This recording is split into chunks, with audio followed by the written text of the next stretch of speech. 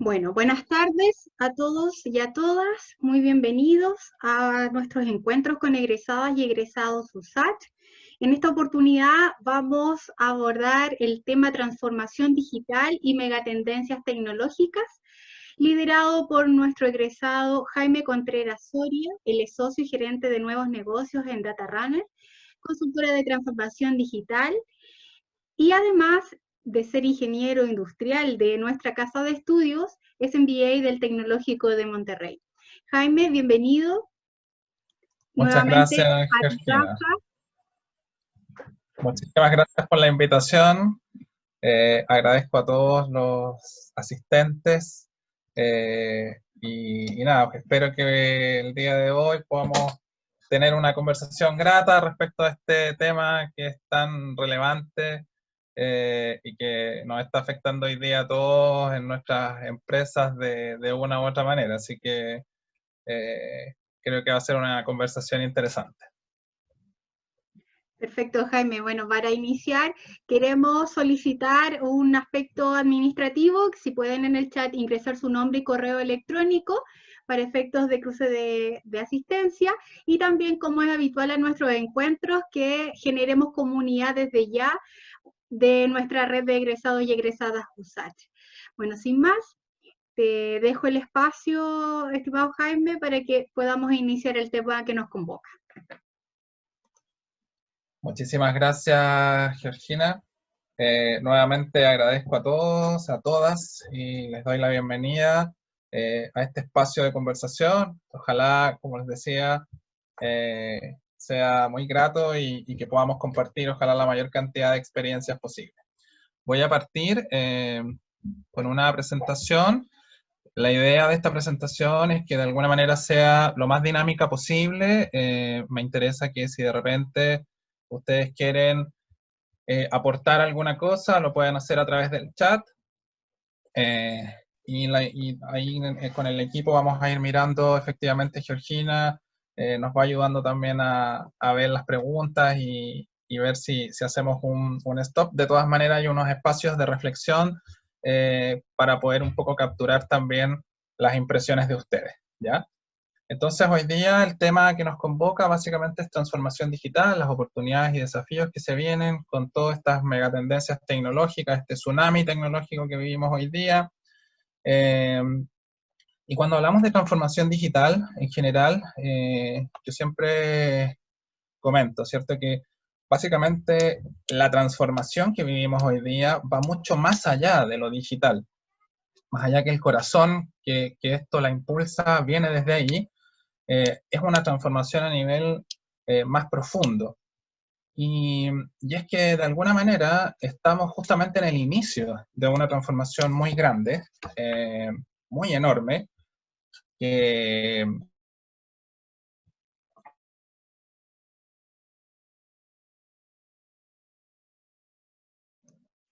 Jaime, te perdimos en el audio.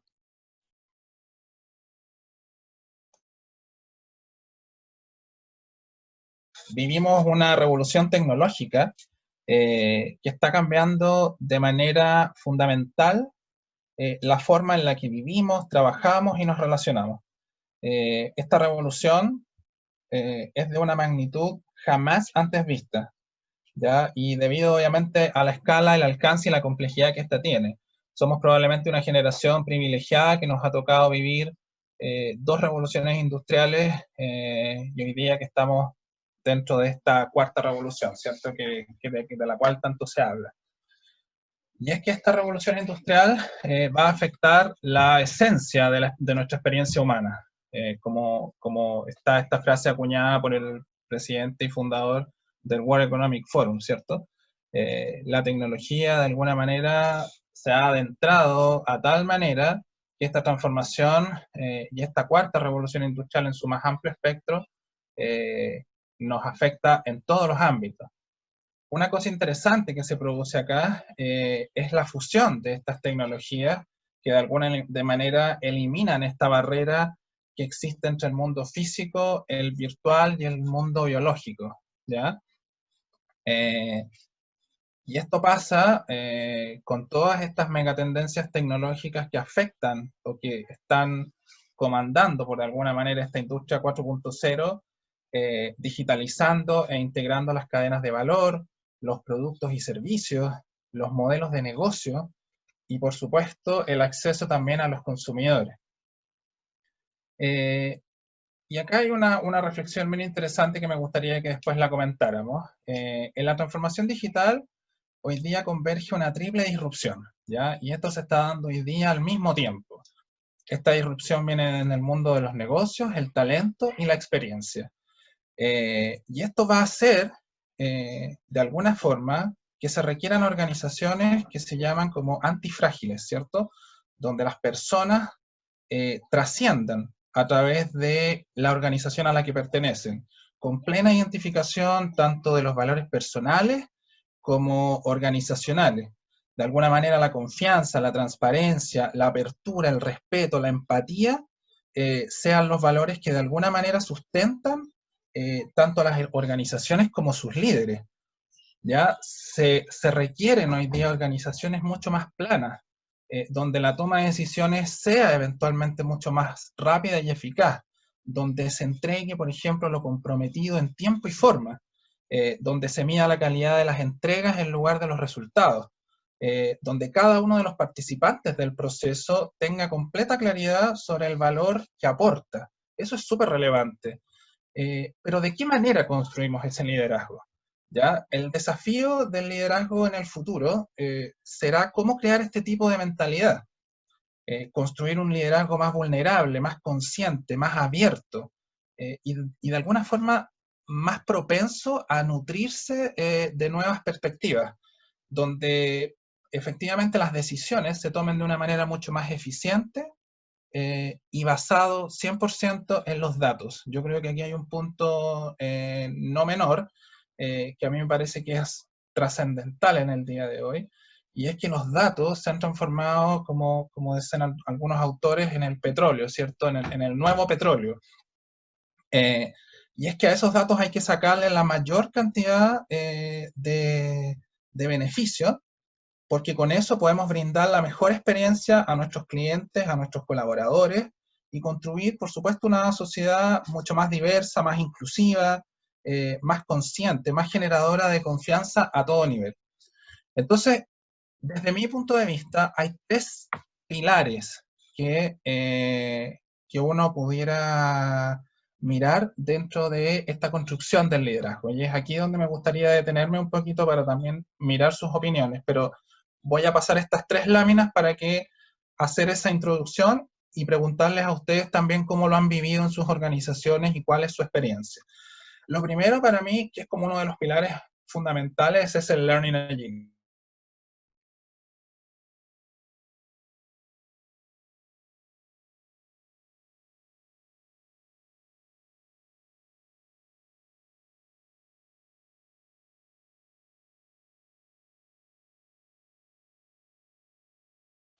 Tal cual como es su traducción, es el mejor indicador del éxito futuro que las personas pueden tener en su rendimiento, ¿ya? La proactividad en el aprendizaje es una de las características sobresalientes de estas personas.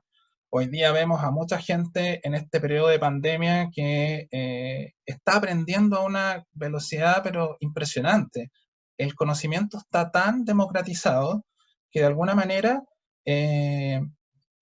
las personas lo están aprovechando y eso hoy día se está valorando mucho más que las competencias por sí mismas, ¿ya? Y es que la agilidad para aprender integra estos 5 pilares, estos 5 áreas, ¿cierto? La agilidad mental, la conciencia sobre uno mismo, el saber detectar a las personas claves en nuestro desarrollo, la agilidad para el cambio y la agilidad para estar enfocado a los resultados, ¿ya? Eso es crucial. El segundo pilar es el Business Analytics, por lejos, ¿ya? Desde el año 2014 que se ha iniciado lo que se conoce como la era cognitiva, donde la inteligencia artificial ha tomado una importancia muy relevante. Y hoy día, esta nueva era digital, la analítica de negocios se ha vuelto un área fundamental porque de alguna manera permite lograr resolver los desafíos de negocio para poder determinar no solo los insights, ¿cierto? Sino que también poder predecir o recomendar ciertas soluciones de negocio futuras. Entonces, de todas maneras, el Business Analytics es por lejos una de las cosas más relevantes que ha ocurrido en el último tiempo. Y obviamente acá aparece el tema de la madurez digital y cómo realmente las empresas están aprovechando la data, porque, como les decía, es el nuevo petróleo, ¿cierto? Entonces, la inteligencia artificial, la digitalización, el machine learning, el deep learning y el cloud, de alguna manera se han transformado en ejes relevantes y muy, muy potentes a la hora de mirar la gestión de los negocios y de los negocios del futuro, que es lo que básicamente estamos hablando, ¿cierto? Aunque ese futuro está muy próximo. Por último, el digital mindset, ¿ya? Este digital mindset tiene que ver con una mentalidad digital, ¿cierto? Es una mentalidad digital más ágil, más orientada al usuario, basado en el valor de la entrega al cliente. En este sentido, las metodologías de co-creación, yo no sé si a alguno de ustedes les ha tocado trabajar con algunos software que, por ejemplo, como el Mural y otros que hay disponibles, donde el trabajo de co-creación es fundamental. Entonces, y este digital mindset está muy asociado al pensamiento de diseño, ¿ya? Acá aparecen metodologías, por ejemplo, como el design thinking, que muchas veces la gente piensa que es simplemente el pegar papelitos amarillos en la pared, pero no. Cuando uno realmente lo integra y tú pones ese pensamiento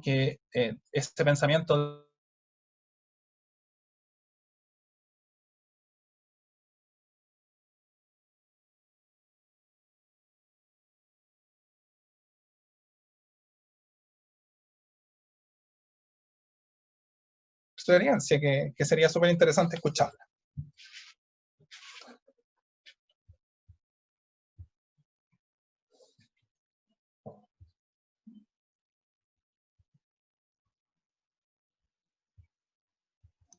Juliano levantó la mano. A ver qué nos puede compartir.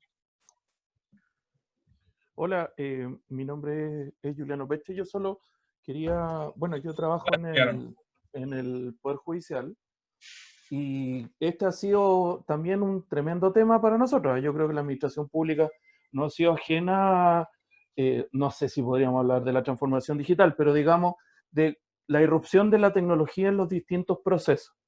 En ese sentido, creo que, por ejemplo, en nuestro caso, y dada el contexto de la pandemia que tenemos hoy día, efectivamente se han abierto una serie de canales, de distintos mecanismos, buscando de alguna manera facilitar la interacción con nuestros usuarios, dadas las restricciones de movilidad que existen.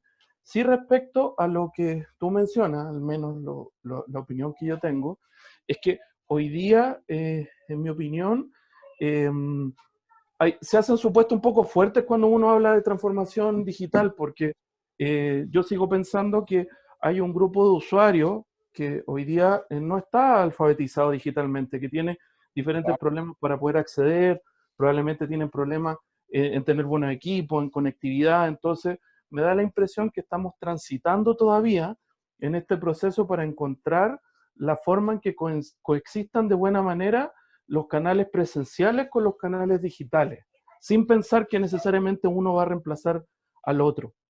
Y el otro comentario que quería hacerte un poco para la discusión es que a mí personalmente por lo menos me pasa que cuando se hablan de estas metodologías tipo ágil, deep learning, design thinking, lo que me ocurre es que pareciera ser que son como herramientas de software, para desarrollo de software, para equipos que trabajan solo en tecnología.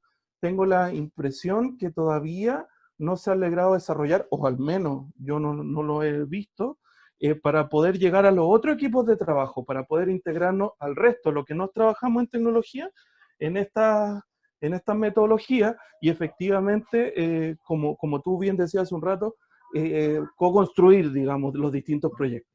Muchísimas gracias. Gracias, Juliano. Me gustaría tomar dos puntos de los que tú comentaste. Primero, me parece que es efectivo lo que dices respecto a las metodologías. Todavía estas metodologías están asociadas eventualmente a empresas que trabajan más en el mundo tecnológico, pero te puedo decir con certeza, un poco también desde lo que estoy haciendo hoy día, que hay muchas empresas que están ya en el mundo del retail, en el mundo agro, que están tomando estas metodologías y que las están usando adaptadas y súper potenciadas a lo que cada uno de ellos realiza.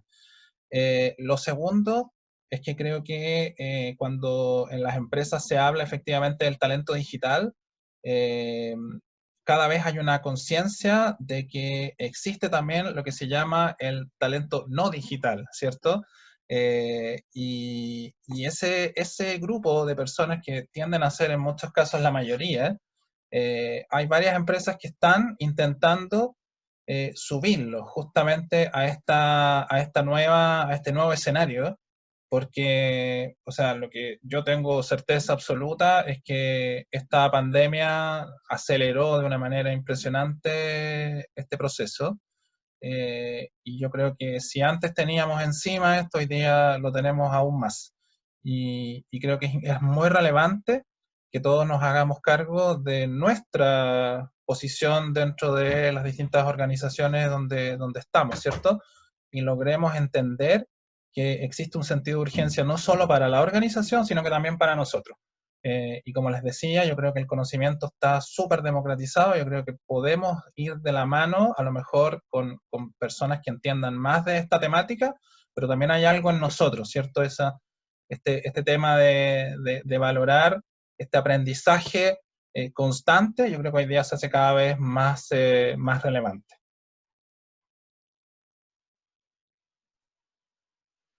Sí, yo, Jaime Paulo por acá. Pablo, ¿cómo estás? Bien, bien, aquí estamos, Jaime. Solo quería aportar, digamos, la discusión de lo que acabas de comentar respecto a las personas no digitales o las menos digitales y las más digitales. Mm, Acá existe una analogía respecto a lo que pasa, por ejemplo, en la industria. En la industria se está dando mucho esta problemática de que está la automatización llegando y finalmente la gente tiene el temor de perder su trabajo porque finalmente el robot o el autómata va a finalmente terminar reemplazando esa persona. Eh, la analogía que quiero hacer en realidad es que en el mundo y extrapolándolo a las otras áreas del mercado y las otras áreas, digamos, productivas, más allá de la industria, eh, no es lo mismo, pero es cercano. O sea, existe todavía el temor hacia el mundo digital, porque finalmente estamos en un periodo de transición, como decía ahí un colega, eh, y en ese periodo de transición está siempre el temor de cómo abordar la tecnología, cómo subirse al carro de la digitalización. Entonces, uno de los puntos claves que se comenta respecto a cuando se habla de la cuarta revolución industrial o de la transformación digital es justamente esto, que es un periodo de transición en donde es importante llevar de la mano una política pública para que la gente también se vaya sumando y le vaya perdiendo el temor a la digitalización.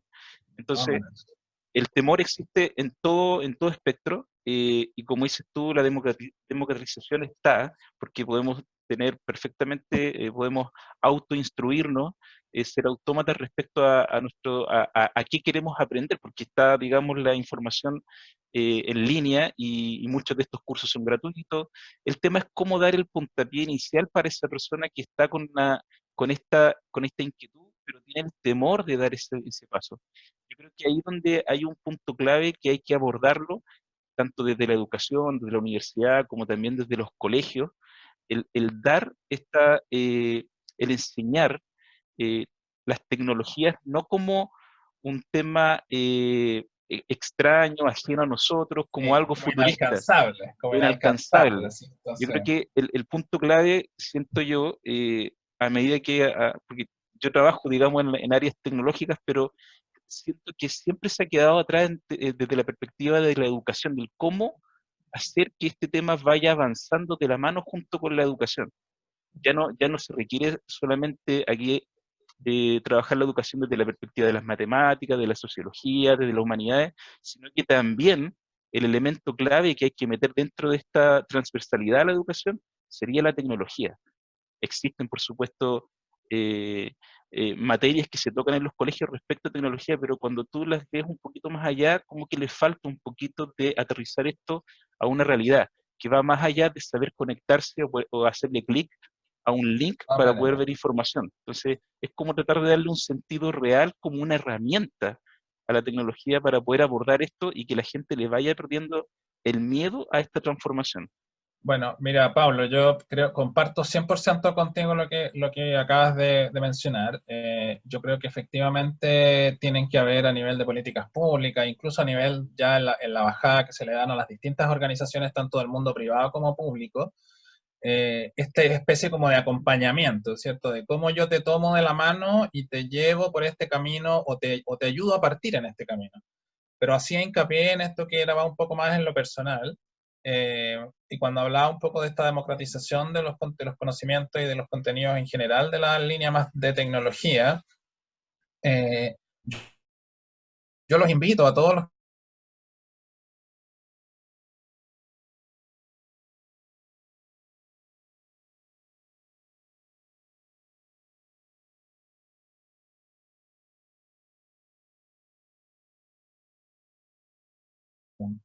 A mí me pasó, por ejemplo, en el caso muy personal, que yo, bueno, como decía Georgina al comienzo, yo soy ingeniero industrial, civil industrial, pero me especialicé mucho al comienzo en todo lo que tenía que ver con métodos cuantitativos, con el área numérica, desde la estadística, desde la construcción de metodologías y de modelos.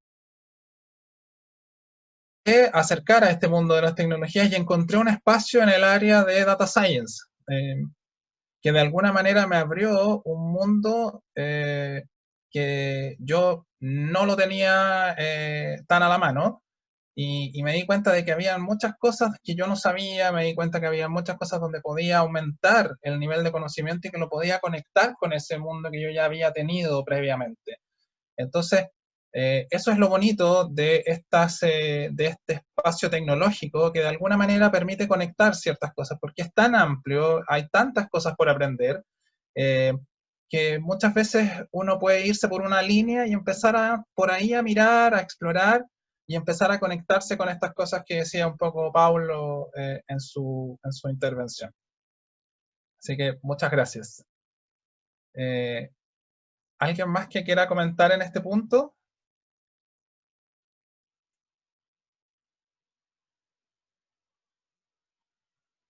No sé si en el chat había alguna pregunta, ¿no? No, solo Erika Madariaga comentaba que estaba totalmente de acuerdo con Paulo, que la tecnología hoy es transversal y a todas las profesiones y que debiese iniciar su educación desde la educación básica en adelante, como que reafirmaba lo que estaba proponiendo Paulo. Sí, súper. Y ahí, Erika, creo que es importante para todos los que tenemos niños, de justamente hacerse cargo de eso, ¿cierto? No dejarlo solamente en el tema de los colegios y de la educación como más formal, sino que también uno acercarlos de alguna manera a este tipo de cosas que yo creo que se van a ir haciendo cada vez más familiares para ellos, ¿ya? Para los que están partiendo. Entonces, continuando un poco con esto, de esta conversación, que después podemos ir agrupando estas temáticas y sacando conclusiones más generales, volvamos al impacto que esto tiene en nuestro día a día, ¿ya? De alguna manera, hoy día, los disruptores en general se han como adueñado de alguna forma de los mercados, y uno puede ver empresas que antes de 10 años atrás o 15 años atrás simplemente no existían. Hoy día los podemos ver dentro de la lista de las empresas más grandes con la mayor capitalización bursátil, dentro de las 10 primeras en la lista de Forbes, ¿cierto? Como el caso de Apple, de Facebook, de Amazon, el caso de Airbnb, que hoy día está como más golpeada con todo el tema de la pandemia, pero que sin duda que cuando esto se retome va a volver a tener a lo mejor la posición que tenía antes previo a esta crisis. ¿Ya? Y es que de alguna manera esta pandemia nos ha dado esos espacios justamente de mayor creatividad, pero también de poner a prueba, ¿cierto? Todo esto que era tan rápido, tan acelerado. Entonces, si uno mira lo que está pasando, digamos, hoy día, nos damos cuenta que si le damos una breve mirada a estas tres leyes, ¿cierto? La ley de Moore, la ley de Batten y la ley de Kryder, que hablan de el procesamiento, la velocidad de procesamiento, el costo de la transmisión y la capacidad de almacenamiento, podemos decir que hoy día las computadoras en general, la conexión a Internet y la capacidad de almacenamiento son cada vez mejores y más baratas. Y esto, de todas maneras, acelera cualquier cosa que esté ocurriendo a nivel tecnológico dentro de las organizaciones. Entonces, esto ha generado una brecha entre el crecimiento tecnológico y la capacidad de las empresas de adoptar esas tecnologías. El otro día hablaba con mis alumnos en el MBA, y yo les decía que a veces nosotros creemos que en Chile tenemos estamos muy avanzados en estas temáticas respecto a la región, pero los estudios dicen lo contrario. En general, hay varios otros países que la adopción tecnológica va un poco más acelerada que en nuestro país. Y yo creo que, salvo algunos sectores puntuales, creo que de alguna manera tenemos que tomar eso, las riendas de este tema y acelerarlo un poco más. Entonces, hoy día, y entrando un poco ya en la parte más como teórica, ¿cierto? Podemos ver que efectivamente la tecnología avanza cada vez más rápido, de hecho avanza de manera exponencial, mientras que el avance de las empresas es más bien lineal. Y la razón de esto es porque el razonamiento humano tiende a ser mucho más lineal, ¿cierto? Y dado que las empresas son personas, las empresas en general no van a poder nunca alcanzar ese ritmo. Entonces, ¿qué pasa? Que esa brecha hoy día la están ocupando las startups. Y eso yo creo que es súper relevante, sobre todo para las personas en la sala que están pensando en emprender. Las startups en general son mucho más ágiles, son mucho más flexibles y se logran adaptar mucho más rápido a las tecnologías. Ahora, estas tecnologías de alguna manera disminuyen los costos de transacción y ha permitido que ingresen estas nuevas empresas y nuevos modelos de negocio, que yo creo que eso también es súper importante. De alguna manera han como despeinado, ¿cierto? Estos monopolios que existían antes, estas cadenas de valor que estaban súper monopolizadas en general.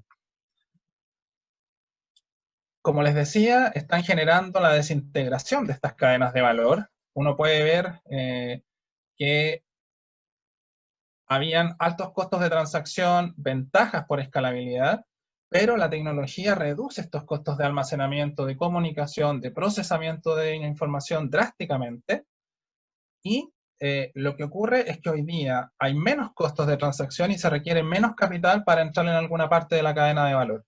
¿Y esto cómo lo podemos como graficar? El caso de Airbnb es el caso clásico para esto, ¿cierto? Uno antes tenía al hotel, que todo se hacía con el hotel, ¿cierto? La reserva, uno iba físicamente, se alojaba allá. Y hoy día ya eso no ocurre, ¿cierto? Hoy día uno va de viaje y la reserva la haces por Booking o la haces por cualquier otra plataforma, y además tienes la opción de que el lugar físico, que era como el bastión, ¿cierto?, de los hoteles, hoy día está completamente disgregado a través de esta aplicación de Airbnb. Entonces uno puede ver que las cadenas de valor de alguna manera se desintegran y eso hace que empresas más pequeñas aprovechen esto. Entonces, lo primero que a mí me gustaría como dejarles claro es qué es esta transformación y de qué manera, cuál es la mejor forma de poder alcanzarla. Entonces, el proceso mediante el cual una organización evoluciona su forma de hacer las cosas en estos 4 aspectos clave. Yo creo que cuando uno mira un proceso de transformación digital, tiene que sacarse de la cabeza que esto solamente afecta a nivel tecnológico. La transformación digital afecta a lo menos en estas 4 áreas. Y este es un poco lo que quiero ahora conversar con ustedes. y me gustaría saber sus opiniones, pero claramente afecta a la cultura, ¿cierto? Como son los principios que norman la forma en cómo nosotros nos relacionamos, tomamos los riesgos en el día a día, cómo ejecutamos nuestro trabajo, en la organización, ¿cierto? En cómo se ordena la empresa, cómo se ponen los incentivos, cómo se controla que esos objetivos de negocio se cumplan. En el conocimiento, que de una u otra manera es cómo se almacena, cómo se utiliza, cómo se explota la data proveniente de los clientes y la ejecución del negocio. Y por último, la tecnología, que básicamente es cómo se entiende, cómo se procesa y cómo se adopta esa tecnología. ¿Ya? Entonces, me gustaría saber si dentro de la sala han habido experiencias de implementación de procesos de transformación digital, o qué es lo que ustedes saben respecto a esos procesos.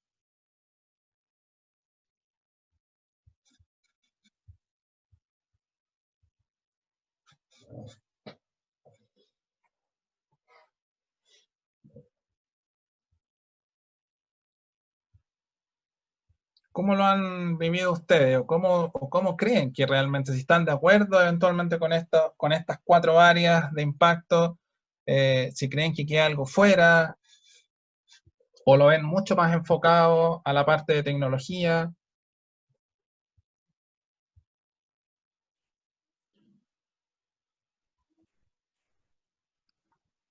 Hola a todos y a todas. Por mi lado, Jaime. Yo trabajo Hola, en Walmart. Hola, yo te llego un poquito tarde, pero ahora me estoy sumando ahí con todo a lo que nos comentan. Yo ¿cómo trabajo estás? en Walmart, bien, gracias. Espero que ustedes igual estén bien. Yo actualmente estoy trabajando en Walmart Chile y, bueno, me tocó ser embajadora de un proceso de transformación justamente del lado del recurso humano. Yo trabajo en recursos humanos, con el área de personas que se llama. Y este cambio en el fondo se llama de una forma en específica como muy ligado a lo que la tecnología se llama mi evolución, pero la evolución como nosotros como personas y como un poco trasladarlo a este pensamiento mucho más tecnológico, pero en base a la cultura. Walmart igual se caracteriza por tener una cultura súper fuerte, pero lo estamos haciendo desde este un poco programa muy enfocado hacia la persona y en entregarles las herramientas necesarias para que se puedan sentir cómodos en esta nueva como forma de trabajar, porque en el fondo es eso, una forma nueva de trabajar. Así que estamos este año con todo, me tocó la oportunidad de ser embajadora de esto en mi gerencia, así que estoy muy ligada a este tema, y por eso también me interesó participar en esto, pero encuentro que efectivamente estos 4 aspectos son los centrales. Le agregaría un poco a la comunicación, pero va un poco en la organización y cultura, siento que va ligado un poquito, pero creo que efectivamente estos son los más como puntos claves de un proceso de transformación, por lo menos desde mi vereda y lo que he vivido. Genial. Muchísimas gracias, Lorena, por compartir tu experiencia. No, de nada. ¿Alguien más que quiera compartirnos cómo lo ha visto desde su organización o donde a ustedes les ha tocado trabajar? Yo puedo Walter. compartir. Había levantado la mano el Walter y luego seguimos con Pablo. Walter. ¿Me escuchan? Sí. ¿Sí? Hola Jaime, ¿cómo estás? Te saludo. Bueno, Muy bien, Walter, ¿y tú cómo estás? bien, pues estuve por el Majit hace un año atrás. Obvio, obvio. Sí, yo tuve bastante experiencia en eso porque trabajé 15 años implementando tecnología RP. Cuando no se hablaba de transformación digital, se hablaba de automatización o de incorporación de software de oficina.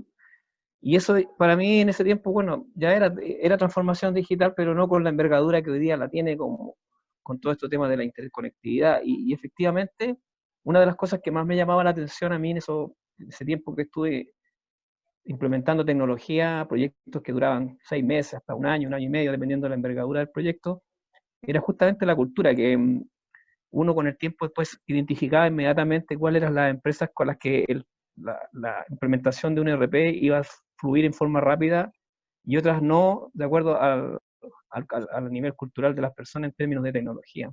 Y eso era impactante porque siempre hablaba en mis charlas de que a mí me llamaba mucho la atención que cuando implementaba una tecnología, pasaban 5 o 6 años y a pesar de que las personas no eran las mismas, pero la empresa tenía la misma forma de trabajar y tenía los mismos ripios o las mismas obstáculos que los que tenían los que estaban antes. Entonces, eso era todo un tema cultural que se transmitía y era impresionante ver ese tema. Y efectivamente, los proyectos que teníamos más dificultad en implementar tecnología de ERP eran justamente aquellas que no tenían una cultura abierta a la adopción de tecnología.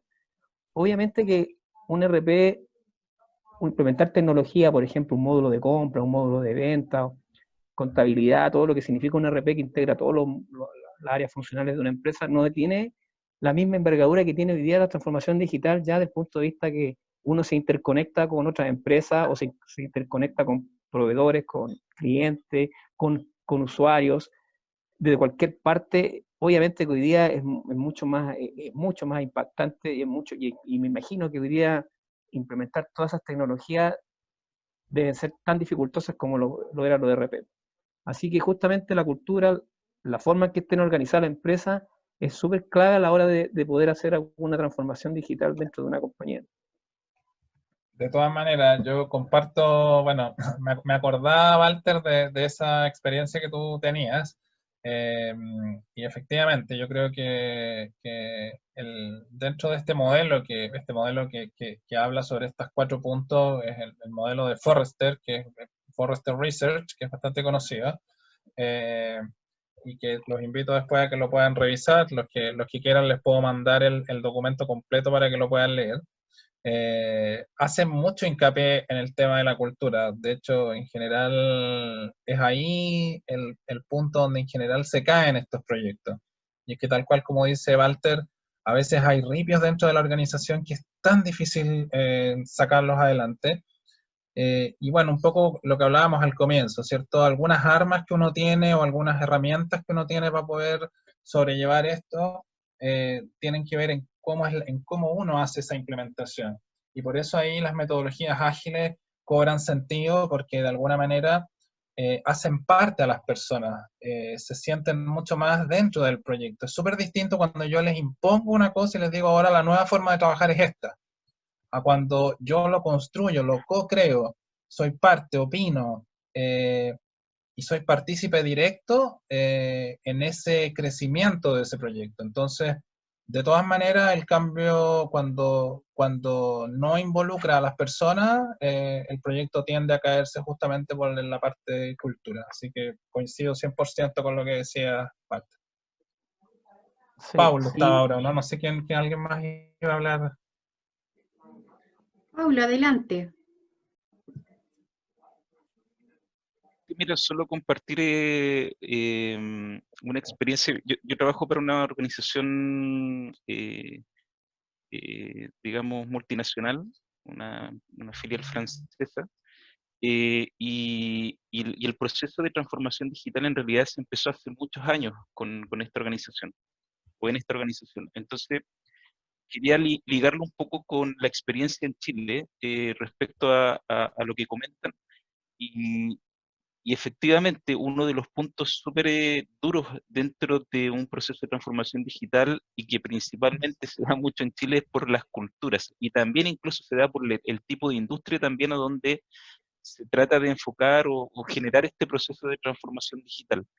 Industrias como sectores industriales tipo minería o manufactura son súper duros respecto a su forma o su cultura de trabajo y que claramente un proceso de transformación digital son mucho más duros y más difíciles para justamente las personas que tienen que llevar a cabo este tipo de transformaciones.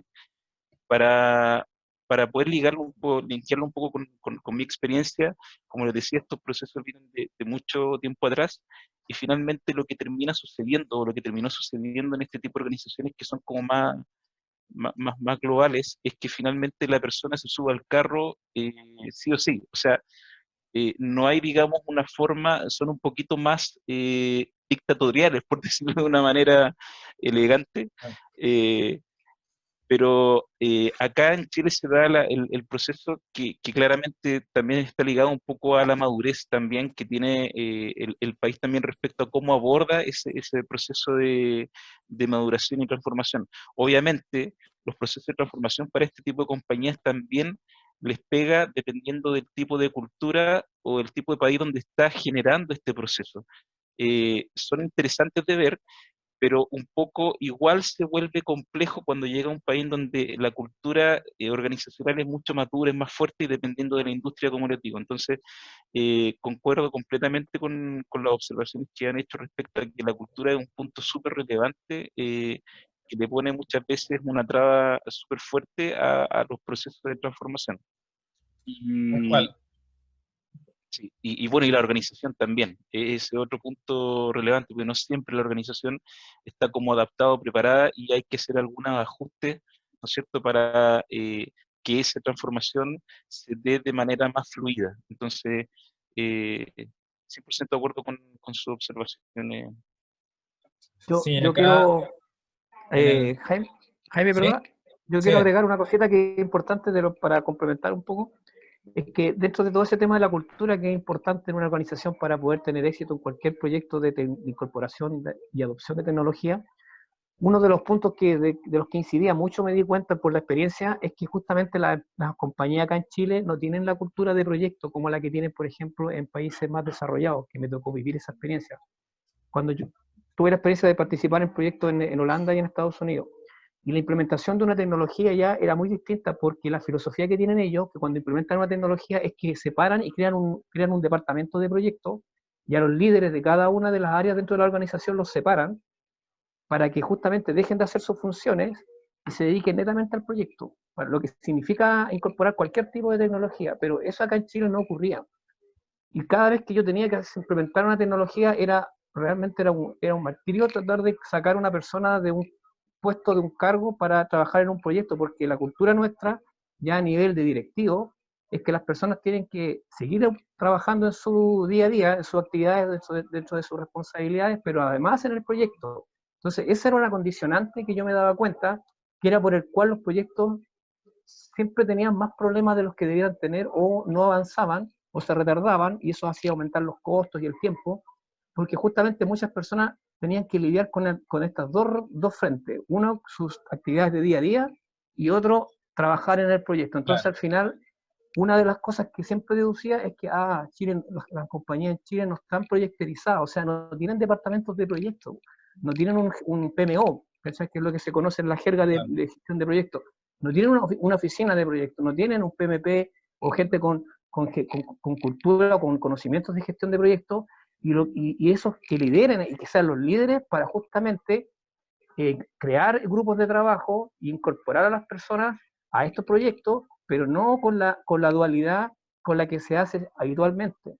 Y ese es un tema importante que está dentro de nuestra cultura, que es muy homogénea en muchas de las empresas, porque yo te diría que el 2 o 3% de mi experiencia pude trabajar realmente en proyectos donde tenían cultura de proyecto, y esas empresas no eran nacionales, eran empresas transnacionales que tenían acá en Chile una filial.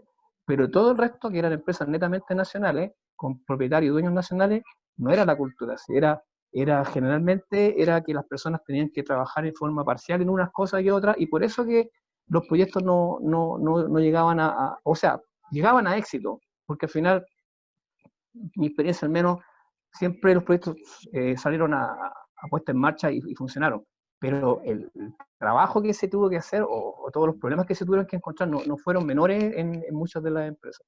Y Tal que eso era cual. para Oye, y cerrar. ahí, sí, y ahí un poco conectar con lo que en el chat comentó Daniel Sepúlveda, que hablaba, cierto, de este quinto componente que era el liderazgo.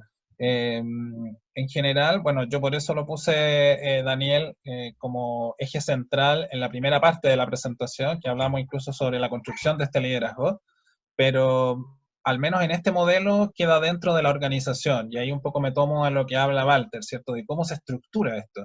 Las empresas en general tienden a armar estas especies de células o estos PMO, ¿cierto? Que toman el liderazgo de cada una de las células de trabajo y logran sacar adelante estos proyectos.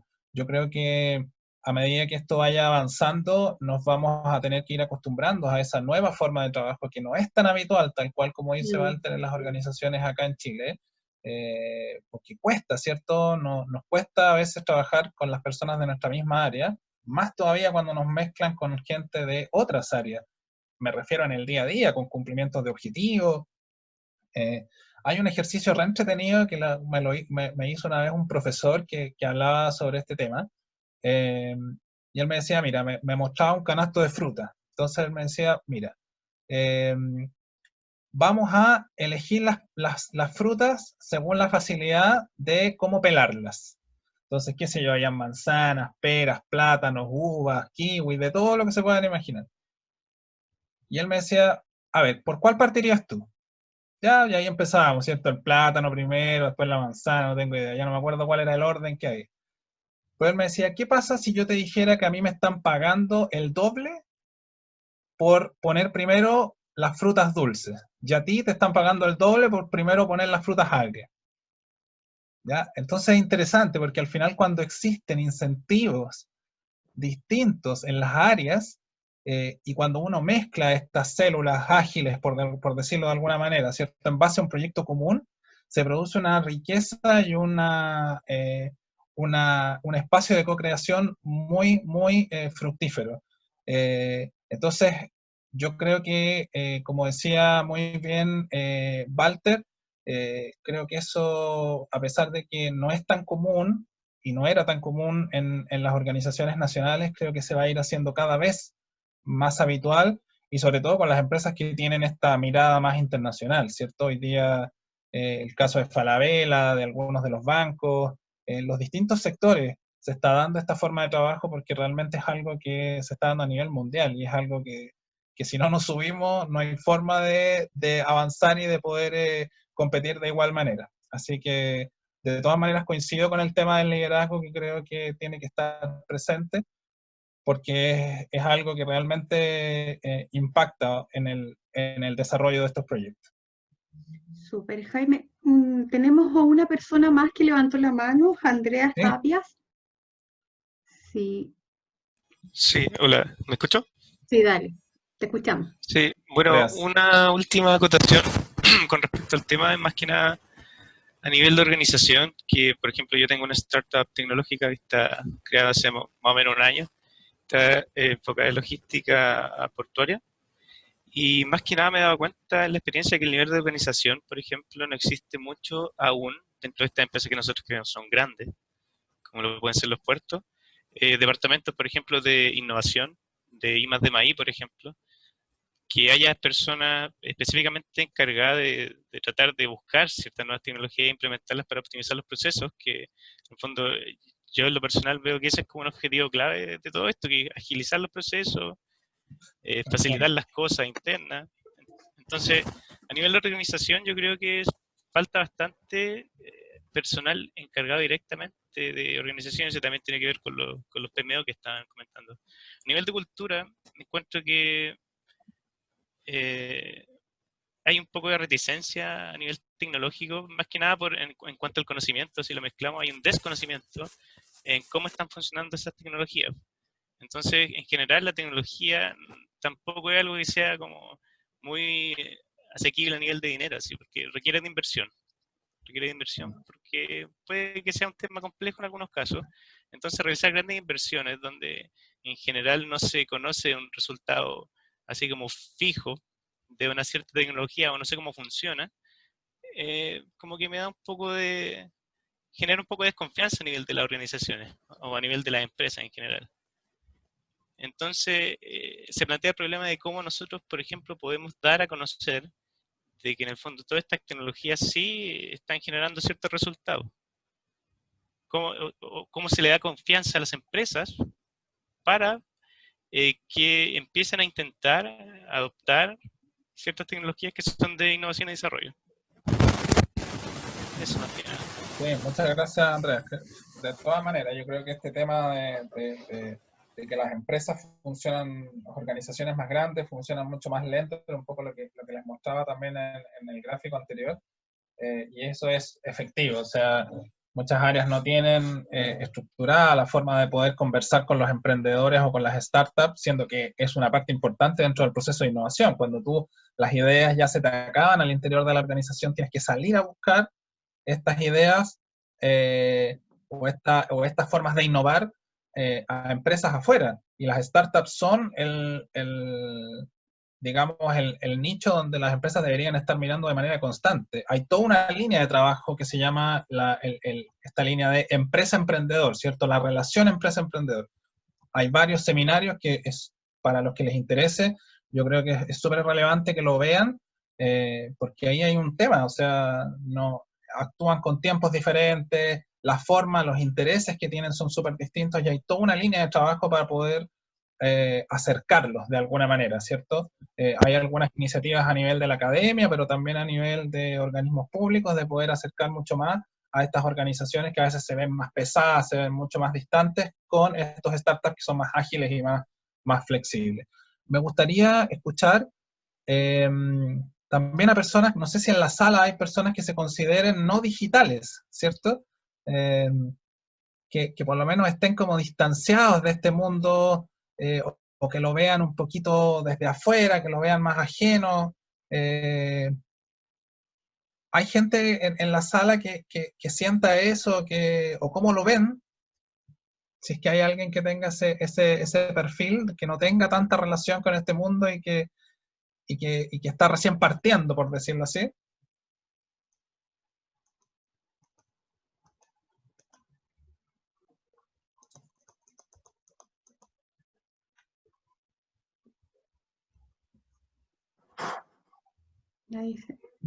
Son todos digitales. Todos son digitales. Sí. Es que hoy día, ¿quién no es digital también? Decirse no digital es difícil, porque hoy día todos trabajan con digital. Jorge. Hola, ¿cómo están? Bien, bien. Bueno, en mi caso soy bastante digital, por algo estoy acá viendo de tratar de ampliar mis conocimientos, y que les doy las gracias. Pero estoy en una empresa que es muy buena, me gusta, me criaron ahí, yo salí de la USACH y entré a trabajar en Aerocardal, una empresa de aviación privada, soy Key Account Manager, y bueno, me tocó ver que las gerencias de personas son bastante mayores, sobre 60 años, gerencia de operaciones, gerencia de mantenimiento. El gerente general tiene 50 años, es un poco más hábil, pero claro, me faltó mucho conocer a alguien con estas habilidades. Yo llegué el 2013, en el 2015 recién se creó una plataforma digital que se llama Workflow, que es para seguir el flujo, ¿ya? Llega la solicitud de parte del cliente, venta lo recibe y lo deriva a, por ejemplo, en este caso del avión privado, te piden un avión, mantenimiento te tiene que confirmar si tiene el avión disponible en tal fecha, operaciones te tiene que confirmar si tiene pilotos, y el FBO que ve el tema de los aeropuertos. Entonces se digitaliza. Todo esto partió porque ocurría que los correos, se llenaba el correo, todo era demasiado al lote, entonces esta plataforma ayudó a simplificar un poco y a mostrar todo más rápido. Pero créeme que esto partió en 2015 y yo creo que recién en el 2018 ya podríamos decir que se logró. Y wow, es muy difícil cuando uno le pide a la gerencia que cambien la forma de trabajar, es demasiado, o sea, me causa mucho sentido todo lo que están hablando, sobre todo cuando no hay gente que es un poco más hábil, o también la gente líder no tiene como la mente abierta de poder abrir la forma nueva de trabajar. O sea, mucho tiempo era mandar un correo, te respondía y se creaba una cadena de 20 correos, y después uno tenía que buscar el correo, acá está lo que me apareció. Créeme, yo creo que es una empresa que lleva 30 años, es buena, pero la parte digital, claro, ahí estamos trabajando, pero yo creo que somos 110 empleados y en empresas así, yo creo que a todas les debe pasar lo mismo. O sea, ahora las startups están obviamente mostrando mucha tendencia porque vienen con mucha tecnología. Actualmente estamos tratando de implementar una plataforma virtual algo como Uber, pero para vuelos privados. Sobre todo el tema de la pandemia, que mucha gente no se quiere exponer a volar en vuelo comercial, o empresas que requieren volar a diferentes países, y ahí estamos trabajando, y de hecho probablemente nos asociemos a otra empresa de tecnología que es mejor a poder crearla. O sea, por lo menos ese es mi aporte, lo que podría decir ahora, así que... No, de todas maneras, muchas gracias, Jorge. Creo que complementa súper bien lo que hemos estado conversando y que de alguna manera esa experiencia tan como cercana da cuenta un poco de lo que decíamos, ¿cierto? Que es tan complejo a veces esto de procesarlo y que lo vemos tan encima que a veces hay perfiles que efectivamente no son capaces de absorberlo con la agilidad que vienen a lo mejor estos nativos digitales, que probablemente es el caso tuyo también, ¿cierto? A pesar de que uno a veces se considera súper digital, pero a veces también a uno le cuesta entrar en ciertas dinámicas y entendimiento de a lo mejor de estas nuevas tecnologías en las que nos enfrentamos. Así que muchas gracias por compartir tu experiencia. Oye, me gustaría, en favor del tiempo, porque me gustaría cumplir con la hora, digamos, y terminando la hora que corresponde, terminar un poquito esta parte. Como les decía, en el caso puntual de mi experiencia, me he dado cuenta que es tal cual como decían ustedes, ¿cierto? En muchos casos, el rol que tiene dentro de nuestra organización la tecnología habla un poco también de este grado de madurez digital, ¿cierto? Uno puede, obviamente acá los colores más oscuros hablan de una cierta inmadurez digital en favor de los colores amarillos, que es cuando... ¿Sí? Estoy ocupado, estoy en una charla. ¿Cómo se llama? Se consideran empresas más maduras digitalmente, ¿cierto? Entonces, es súper difícil avanzar en proyectos cuando mi área de tecnología es un área de soporte simplemente, ¿cierto? O sea, es el área que te ayuda te ayuda a instalar el computador cuando tú llegas, te pasa el mail, ¿cierto? Hace como lo básico que haría cualquier área de tecnología, se encarga de los servidores, de la página web. Es imposible que logremos hacer proyectos disruptivos cuando nuestra área de tecnología cumple ese rol, ¿cierto? Y es por eso que al final esta curva tiene que ser una curva donde tú vayas creciendo de manera gradual, donde la tecnología pase de ser simplemente un soporte a que efectivamente pase a ser parte del core de tu negocio, ¿ya? Y es ahí cuando nosotros realmente estamos preparados para decir que nuestro grado de madurez digital está en un nivel ya más disruptivo. Ahora, si ya sabemos efectivamente dónde estamos y a dónde queremos ir, ¿cómo parto, cierto? ¿Cómo lo hago ahora? La experiencia que hemos tenido nosotros apoyando un poco a algunas empresas en esta línea, habla que lo más relevante es partir con proyectos pequeñitos, ¿ya? No ganamos nada con hacer un gran proyecto de transformación digital y tratar de que toda la empresa se vuelva digital de una sola vez, porque eso no funciona, ¿ya? O sea, y eso es un hecho, no funciona en las distintas experiencias que hemos tenido y que hemos revisado, incluso en la literatura de experiencias internacionales.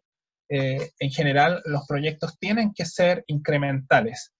Y nos hemos dado cuenta, por ejemplo, que hay algunas tecnologías que son súper amigables para pegarle a estos 4 puntos, ¿ya? A la organización, a la cultura, a la tecnología y al conocimiento.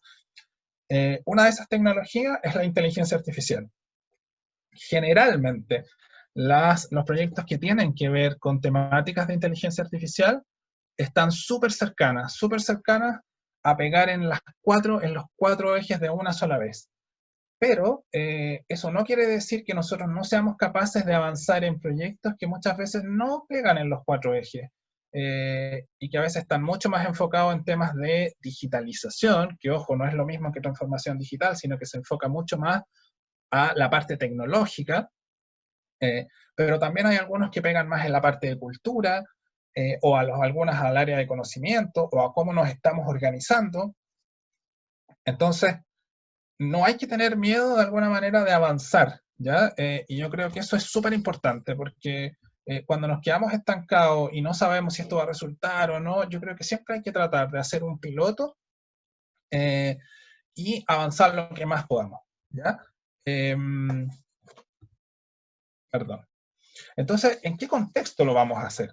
¿Ya? Y ahí yo creo que la importancia de tener un ciclo de innovación que ojalá sea lo más corto posible. Ya cuando hablábamos de los ciclos de innovación antes, pensábamos, ¿cierto?, desde el observar, el generar ideas, el análisis y discusión, la decisión de los equipos, el diseño del producto, la construcción del producto, lanzarlo y comercializarlo, y por último pedir el feedback del cliente. Hoy día ese ciclo de innovación se ha acortado de manera drástica, y pasamos de la observación a la generación de la idea, al diseño de los prototipos, ¿cierto? Lo que se llaman los productos mínimos viables, y vamos rápidamente a buscar el feedback del cliente. Entonces, eso es lo que un poco estas metodologías también te invitan, ¿cierto? A que el contexto de hoy día dice que no te puedes demorar tanto porque si no viene otro y se lleva ese trozo de la torta que tú eventualmente estás buscando tomar, ¿ya? Entonces, lo que yo creo que la invitación a mirar este proceso de transformación digital es a ver que efectivamente si somos capaces de movernos, de ir adoptando de a poquito esto que está ocurriendo a nivel mundial, ¿ya? Y que está afectando no solamente a las grandes, sino que a las pequeñas y a las medianas y a las más pequeñas empresas, nos vamos a dar cuenta que si nosotros logramos entrar de a poquito en esto, vamos a ir capturando ese valor que te da la transformación digital, ¿ya? Que de alguna manera es cambiar la pendiente de esta línea y que nos permite capturar esas oportunidades que se están generando por esta evolución exponencial de la tecnología, y obviamente también para poder participar de estas nuevas capas que existen en las cadenas de valor, ¿cierto? Porque no necesariamente es proteger las mías, sino que también es ver en qué otras yo puedo participar. A lo mejor darme cuenta de que el talento o eventualmente los conocimientos que mi empresa tiene y que nuestra organización tiene, podemos ir en busca de otros mercados y generar espacios de innovación que vayan un poco de la mano con esta transformación digital que va ocurriendo rápidamente, ¿cierto? Entonces, como les decía al comienzo, a una velocidad que nunca antes hemos vivido en toda nuestra existencia. Así que eso fue un poco mi presentación. Ahora abrimos la sala un poquito para que conversemos un poco más relajado y veamos lo que también ustedes nos quieran compartir ya de manera más espontánea. Muchísimas gracias. Muchas gracias, Jaime. Abrimos el espacio de preguntas a la audiencia. Preguntas o comentarios también. Preguntas, pueden ser, comentarios. Exacto. Aportes, lo que quieran compartir. Experiencias. Yo le quiero preguntar algo a Jaime, que ya lo conozco hace un tiempo, ¿no? Lo he visto ahí varias actividades. ¿Cómo ves tú, Jaime? Porque cuando hablas de transformación digital, yo lo veo como más, lo veo desde el punto de vista del proceso de transformación, y lo que no significa realmente hacer una innovación, sino que significa poder, por ejemplo, adoptar tecnología o adoptar una innovación internamente de una empresa, y no necesariamente está relacionado con la innovación, ¿no es cierto? Eso es para aclarar un concepto, porque me imagino, cuando hay innovación tecnológica, sí, bueno, puede haber transformación digital, pero no siempre cuando hay transformación digital va a significar que va a haber una innovación, o son dos cosas que son sinónimos para ustedes. No, a ver, en el caso mío voy a responder por lo que yo puedo decir en base a mi experiencia. Efectivamente, como dices tú, y tampoco es algo que venga de algo solo de mi experiencia, sino que también está en las bases del tema de innovación, ¿cierto? En la teoría de la innovación. Efectivamente, la innovación no necesariamente es tecnológica, ya eso es un hecho. Tenemos innovación en distintas áreas, en el marketing, en la comercialización, en fin, no necesariamente tiene que ver con tecnología.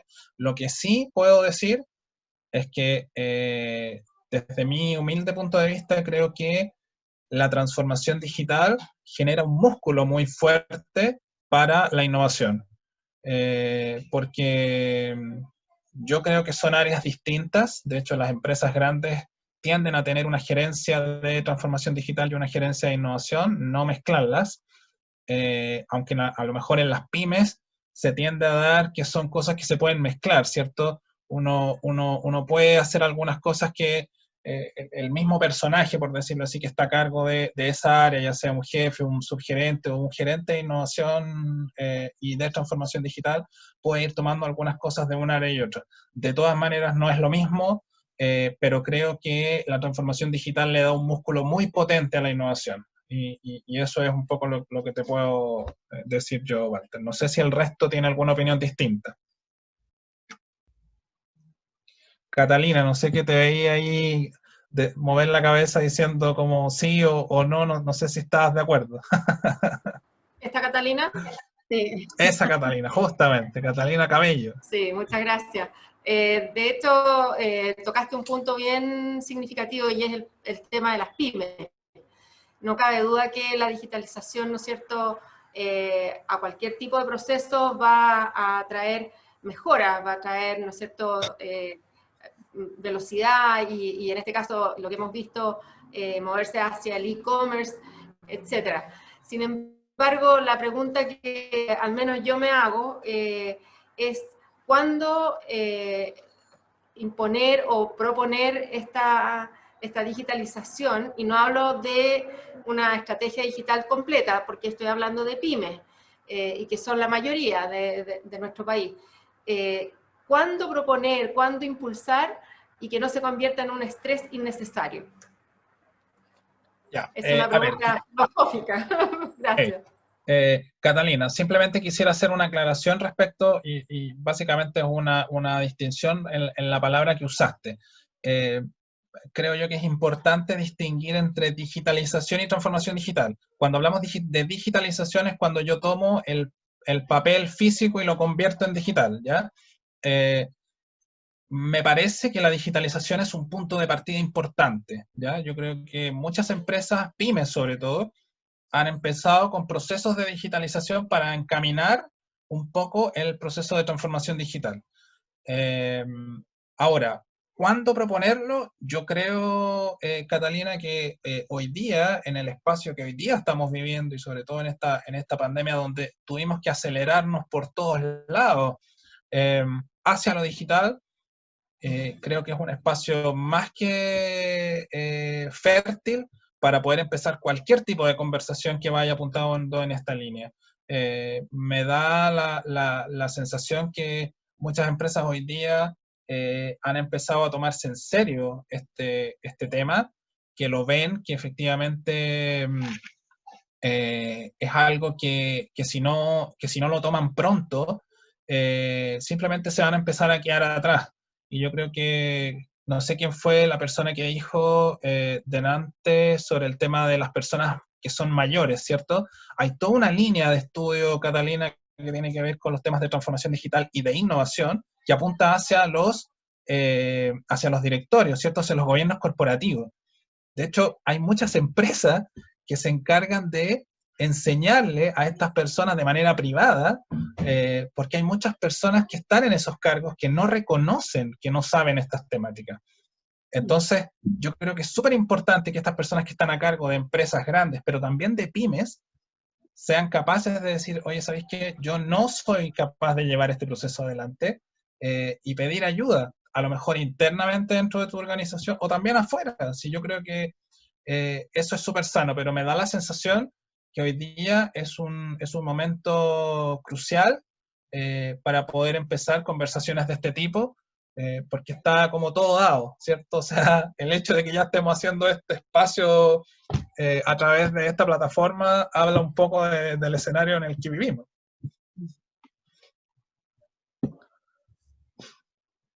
Muchas gracias, Catalina, por tu aporte. ¿Tenemos alguna otra consulta?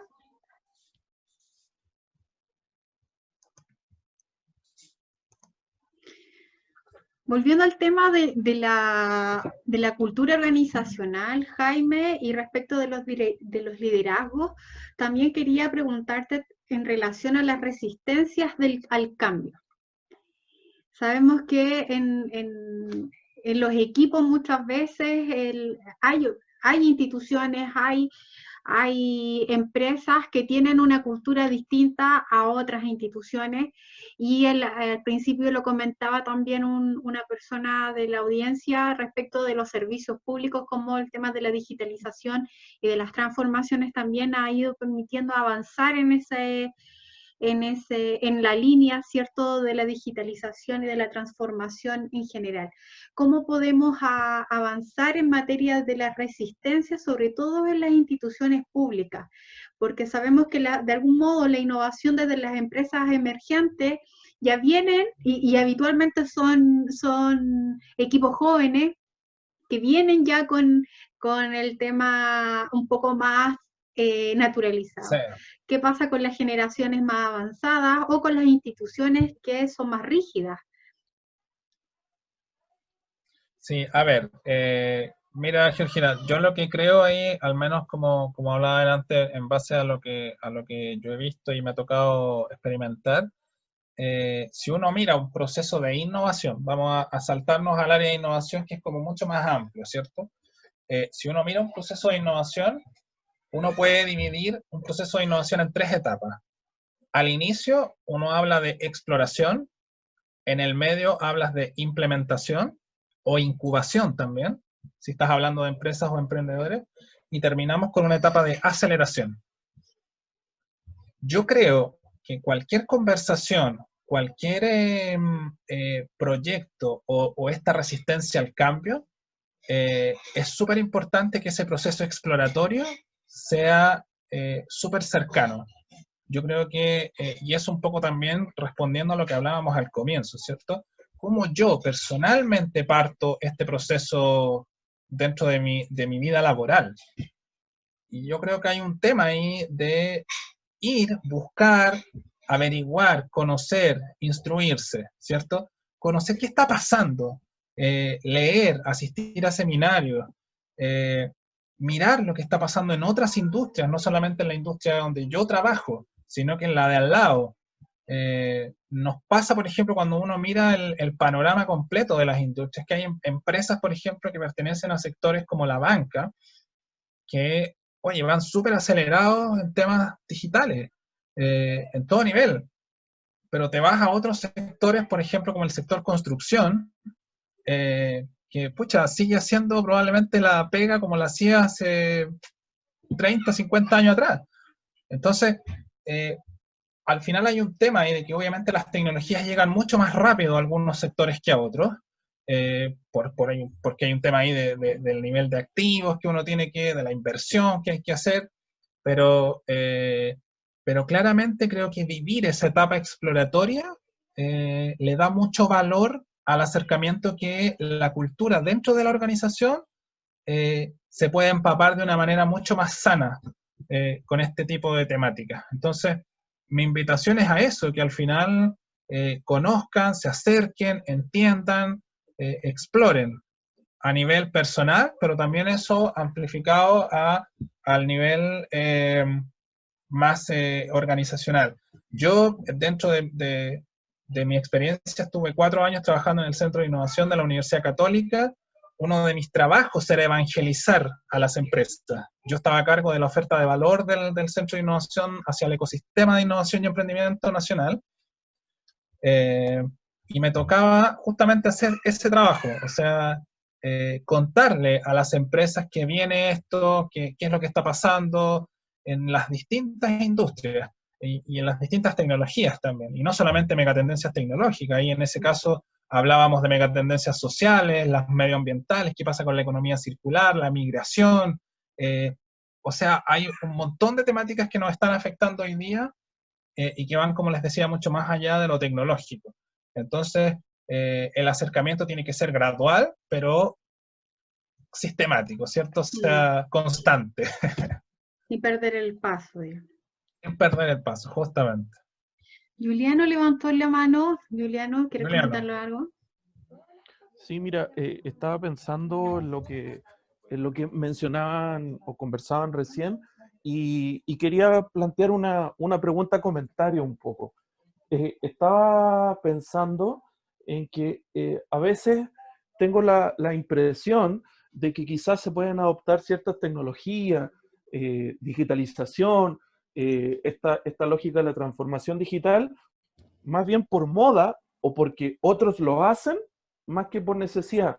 Te lo planteo desde esta perspectiva. Por ejemplo, dado que está muy fresco, el domingo tuvimos el plebiscito, que es un proceso absolutamente manual, digamos, o sea, interviene tecnología, pero digamos en su grueso es manual, y a las pocas horas teníamos resultados, lo que ha sido destacado no solo en esta elección, sino digamos, hace mucho tiempo de que es un proceso muy rápido y da niveles de transparencia y seguridad bastante altos a la ciudadanía.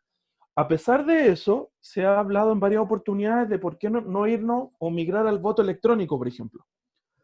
¿Qué opinión tienes tú en un escenario de esas características, donde tenemos un proceso, digamos, analógico, por decirlo de alguna manera, que está funcionando bien, versus asumir riesgos solamente para migrar a lo digital porque creemos per se que lo digital es mejor? Súper buena tu pregunta, Juliano, te la agradezco harto.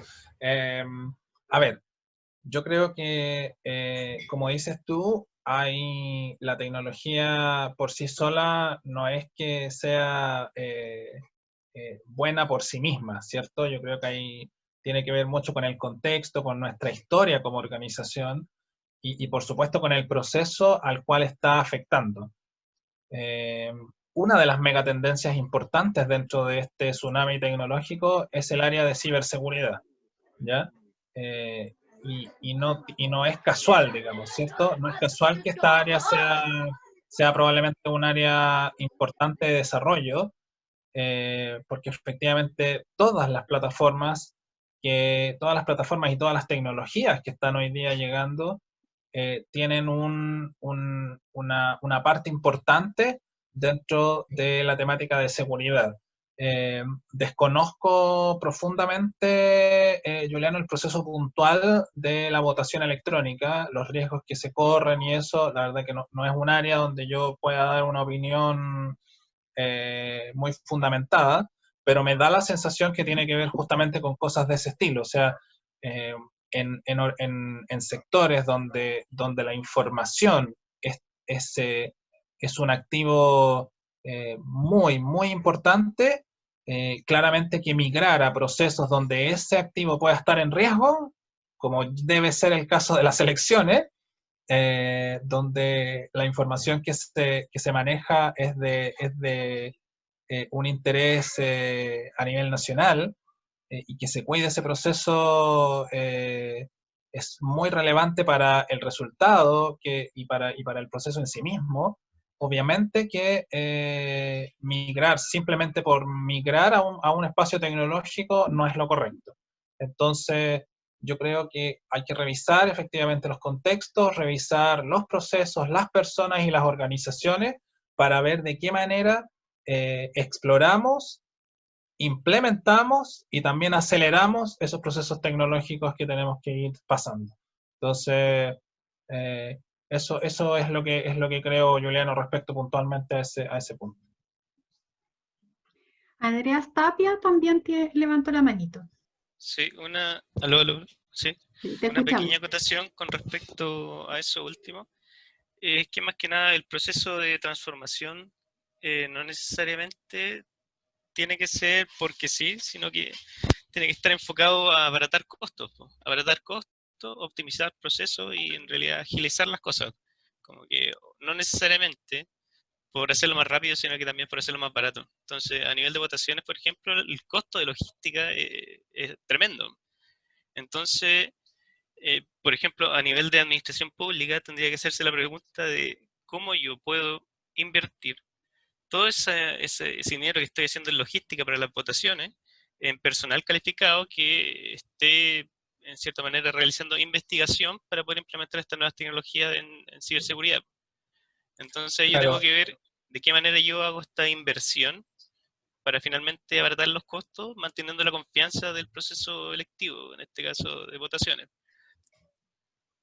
Entonces, Sí, no necesariamente agilizar, sino que también reducir costos. Y en hartos procesos, la implementación se puede realizar para abaratar costos más que agilizar las cosas.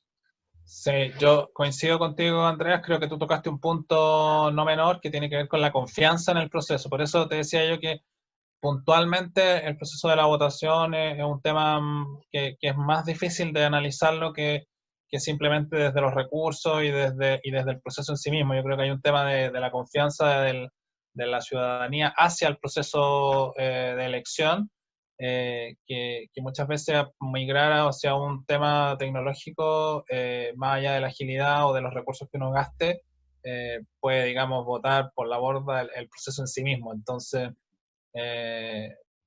creo yo que ese es un tema muy específico y da para un análisis un poco más profundo que esto, digamos. Sí, solo quería complementar ahí, Jaime y audiencia. Es un tema súper importante la discusión que se formó con el voto electrónico. Pero ahí donde justamente en este tipo de situaciones, de escenarios, es donde se pone a prueba si aplica o no un modelo de transformación digital. Eh, y, y- y- y el análisis previo a un proceso de transformación digital es súper relevante porque ¿por qué no se ha llevado completamente la digitalización o una transformación digital a este proceso de votación? Es porque en realidad el peso lo tiene más, o la sensibilidad lo tiene más, la certeza o la seguridad de que el dato está bien protegido, la confianza, que es otra variable Claro, importante, tal cual. que prima más respecto al costo que te puedes ahorrar si tú la logística la haces de otra manera y reinvierte eso un proceso más digital. De vuelta, o sea, seguramente el proceso ya tiene una componente digital, que es seguramente el capturar el voto, capturar la información y eso llevarlo rápidamente a un sistema digital, porque finalmente lo que tú veías en vivo y en directo, si tú veías el CNN y te iban pasando el dato al tiro de, oye, cómo están las comunas y todo eso, eso efectivamente hay una componente ahí que es digital. O sea, esa analogía que hay respecto al marcar el voto y finalmente terminar leyendo y el conteo de votos que es análogo, eso sí tiene una consecuencia digital, que es llevar esa información y que esté en línea. Pero el acto en sí de votar es poner a prueba si aplica o no la transformación digital, y es un buen punto de análisis como se aplica o no, es interesante. Ahora, Sí. esto mismo se puede dar en otro contexto, por ejemplo, bueno, como tú sabes, yo estoy viendo el tema de la transformación digital en la industria. Eso también es una variable a identificar, o sea, si realmente aplica o no una automatización, aplica o no una inteligencia artificial, aplica o no machine learning. Ese análisis previo también tiene que darse antes de iniciar un proceso de transformación digital. Y ahí es donde los líderes que toman estas decisiones dicen, sí, en realidad me vale más cambiar el proceso y digitalizarlo completamente que mantenerlo tal como está y ahorrarme estos costos. O sea, ahí ese análisis es re interesante y que creo que cada vez se va a hacer más complejo, depende del proceso que quieras cambiar, porque ya estamos en un proceso de transformación digital, querámoslo o no, en nuestras organizaciones. Ya hay componentes ya que o se cambió el software, o se cambió la forma en cómo yo, no sé, pues declaro las horas de trabajo, o cómo hago cotrabajo con distintos colegas para poder hacer un documento en común. Ya hay componentes digitales, ¿no es cierto?, dentro de esos procesos, de esos trabajos. Pero finalmente el cómo llevar esto a la larga a una transformación 100% digital es un tema re interesante que se está dando al día de hoy, y que va a ser cada vez más complejo porque los sistemas son más complejos al día de hoy. Entonces, es casi filosófica la discusión. ¿Cómo lo vamos a hacer después, en 5 años más, donde ya estemos con la transformación digital? ¿Será conveniente o no darle una vuelta más a ese proceso? No lo sé. Dicen que la transformación digital también es cíclica, entonces tú vas midiendo el proceso y vas viendo si realmente conviene o no hacer otro ajuste, mover por aquí la perilla o no. Eso también es interesante. Sí, tal cual. Es muy cierto lo que dices, Pablo. Muchas gracias. Bueno, en honor al tiempo y para finalizar, vamos a cerrar nuestra sesión de hoy del ciclo de encuentros con egresados y egresadas de la USACH. Queremos agradecer su participación Vamos a